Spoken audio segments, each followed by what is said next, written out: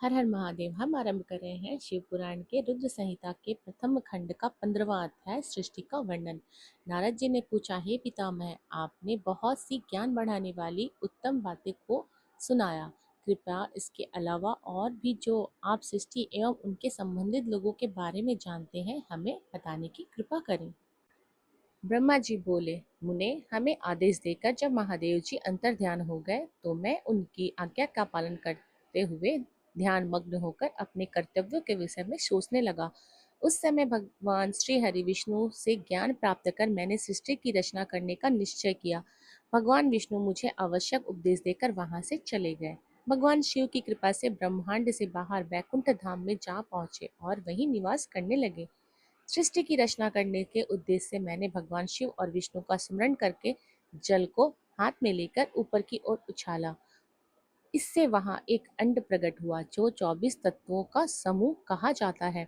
वह विराट आकार वाला अंड जड़ रूप में था। उसे चेतना प्रदान करने हेतु मैं कठोर तप करने लगा और 12 वर्ष तक तप करता रहा। तब श्रीहरि विष्णु स्वयं प्रकट हुए और प्रसन्नतापूर्वक बोले।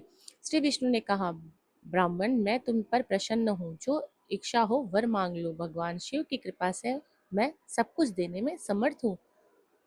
ब्रह्मा बोले, महाभाग, आपने मुझ पर बड़ी कृपा की है। भगवान शंकर ने मुझे आपके हाथों में सौंप दिया है। आपको मेरा नमस्कार है।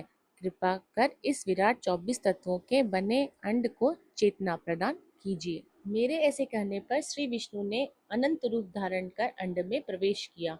उस समय उनके सहस्त्र मस्तक, सहस्त्र आंखें और सहस्त्र पैर थे। उनके अंड में प्रवेश करते ही वह चेतन हो गया।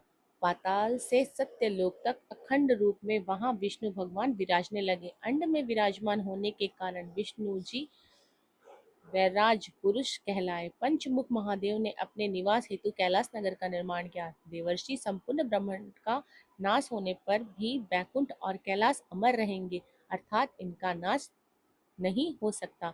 महादेव जी की कृपा से ही मुझे सृष्टि रचना करने की इच्छा उत्पन्न हुई। अनजाने में ही मुझसे तमोगुनी सृष्टि उत्पन्न हुई, जिसे अविद्या पंचक कहते हैं। इसके पश्चात भगवान शिव की आज्ञा से स्थावर संयक वृक्ष, जिसे पहला सर्ग कहते हैं, का निर्माण हुआ, परंतु पुरुषार्थ का साधक नहीं था।